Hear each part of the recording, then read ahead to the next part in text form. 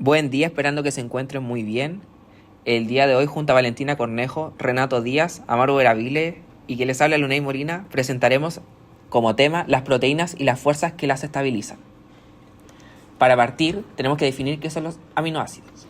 Los aminoácidos son moléculas pequeñas que funcionan como las unidades básicas de las proteínas y son esenciales para la vida. Todos comparten una estructura común compuesta por un carbono central unido a un grupo amino, un grupo carboxilo, un átomo de hidrógeno y una cadena lateral o grupo R, que varía entre cada aminoácido. Existen 20 aminoácidos principales y se clasifican en esenciales y no esenciales. Su unión mediante enlace peptídico da lugar a las proteínas, las cuales cumplen funciones vitales como el transporte de sustancias, la defensa, la estructura celular y la regulación de procesos biológicos. Las proteínas son moléculas grandes, o también conocidas como macromoléculas, hechas de cadenas de aminoácidos unidos por enlaces llamados peptídicos. Tienen una estructura muy compleja, la cual va de la primaria a la cuaternaria. Algunas de las características generales de estas son que son macromoléculas formadas por cadenas de aminoácidos, como dije anteriormente. Son las macromoléculas biológicas más abundantes y están presentes en todas las células vivas. Su estructura es compleja, con varios niveles. Están formadas principalmente por carbono, hidrógeno, oxígeno y nitrógeno, y algunas también contienen azufre y fósforo.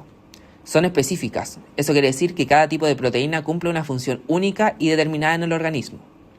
Su forma tridimensional es clave para su función. Y por último, son sensibles a factores como el pH, la temperatura o los solventes, lo que puede causar la desnaturalización o la pérdida de la función de la propia proteína. Primero, la estructura primaria es simplemente la secuencia lineal de los aminoácidos, como cuentas en un collar. Este orden es crucial porque determina cómo se plegará la proteína. Luego tenemos la estructura secundaria, que es cuando esa cadena comienza a formar patrones como hélices alfa o láminas beta, gracias a enlaces de hidrógeno entre los aminoácidos. En tercer lugar, está la estructura terciaria, que es el plegamiento tridimensional completo de una sola cadena polipéptida. Aquí influye interacciones más complejas como puentes disulfuros, interacciones hidrofóbicas y más. Y finalmente, algunas proteínas tienen una estructura cuaternaria, que surge como varias cadenas polipéptidas se ensamblan entre sí como las subunidades de la hemoglobina.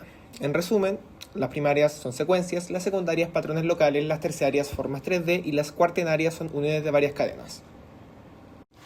Enlace peptídico. Cuando dos aminoácidos se juntan, estos se enlazan de la siguiente manera. El grupo carboxilo del aminoácido 1 y el grupo amino del aminoácido 2 se alinean y a través de un proceso de condensación, estos llegan a formar una molécula de agua, la cual se libera al sistema, formándose un enlace covalente entre el carbono del amino 1 y el nitrógeno del amino 2, denominado enlace peptídico, covalente y de gran resistencia. Este forma el esqueleto de toda secuencia de aminoácidos y por consiguiente de toda proteína. Puente disulfuro. Aprovechando que estamos hablando de enlaces covalentes, vamos a hablar de los puentes disulfuro. Para que una proteína se pliegue, esta requiere de cientos de enlaces, entre ellos, como aquellos que forman la cisteína, se producen mediante azufre, los cuales, mediante un proceso similar al de los enlaces peptídicos, llegan a sufrir un proceso de condensación gracias al oxígeno del sistema, donde se llega a formar una molécula de agua, la cual se libera formando este enlace covalente de gran resistencia.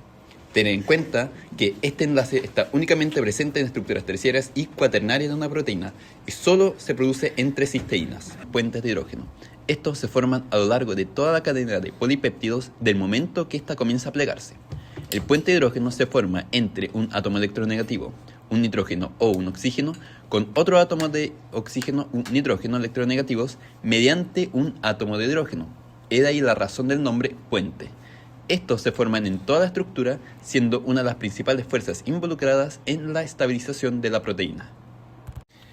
Interacciones de Van der Waals. En el caos del mar de electrones puede formarse un desequilibrio en la distribución de las cargas generando un dipolo en la molécula. Este desequilibrio puede llegar a influir en la molécula vecina generando una atracción. Eso es, en resumen, la interacción o fuerza de Van der Waals. Un efecto pequeño, el cual al estar amplificado por las miles de moléculas que forman una proteína, llega a ser formidable y relevante para considerar al momento de estudiar el plegamiento de proteínas. Interacciones hidrofóbicas. En un medio acuoso, las moléculas hidrofóbicas tienden a agruparse debido a la repulsión que el agua genera sobre estos. siendo estas interacciones hidrofóbicas sobre los elementos hidrofóbicos de las proteínas un elemento adicional a considerar como fuerzas que las mantienen unidas mediante la repulsión que genera el medio acuoso. Fuerzas que desestabilizan las proteínas. Las proteínas son estructuras sumamente delicadas que requieren de un medio adecuado para que cumplan con su función. A continuación hablaremos de algunos elementos que llegan a interrumpir este balance. Primero tenemos la temperatura. Una temperatura muy elevada puede llegar a romper puentes de hidrógeno y las fuerzas de Van der Waals. También los pH extremos tienden a desestabilizar a las fuerzas que mantienen unidas a las proteínas, resultando en la desnaturalización de estas frente a tales condiciones. Un pH ácido extremo tendría un exceso de protones y un pH básico extremo tendría una menor concentración de protones, lo que favorecería la formación de bases conjugadas y cambiaría las cargas presentes en los grupos funcionales. También las fuerzas mecánicas que romperían los enlaces débiles en general, y una muy baja salinidad lograría una inestabilidad por repulsión de cargas, y una muy alta salinidad lograría una inestabilidad por competencia de agua y una agregación hidrofóbica.